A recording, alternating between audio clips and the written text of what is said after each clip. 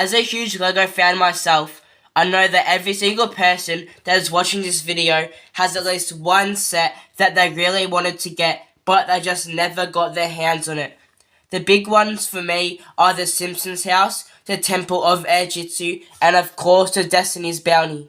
This crappy MOC just isn't going to cut it. But of course, there are a couple of places that you can get your hands on some of these sets, and I'm going to show you the very best place. That place is of course Bricklink.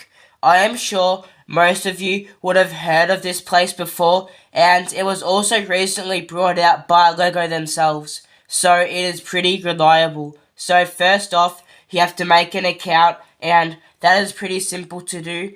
So now that we are in Bricklink, we can search for a LEGO set that we want. For me, it would just be the Temple of Air Jitsu, and as you can see here, it tells you wherever this set is complete, sealed, or used, or new. So this is where we encounter the first problem.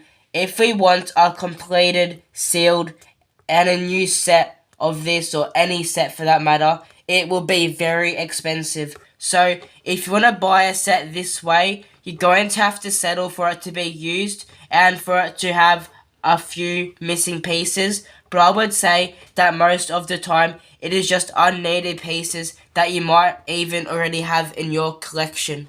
But if you want the entire set, there's one more way. You can press part out, and here you can choose what you want to part out. And I know this sucks, but I would recommend that you don't part out the minifigures. It will just inflate the price way too much. So now we can make a wanted list and add it to that and press submit. Here, you can see all of the pieces in the set, and if you have the time, you could go through it and see what parts you have and exclude them.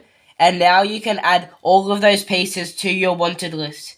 Now, you can view it and press buy all. And the best way to do this is to go to store filters here and make sure that the store location is the country that you live in, so that shipping is cheaper and faster, but you won't always be able to find what you're looking for in your country.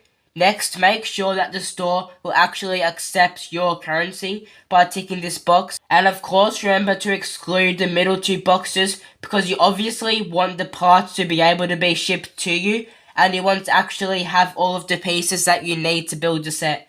So then press auto select, because it will then find the best prices for you, and then here you can see what it has given you. And yeah, it can be very expensive depending on what set you want to buy.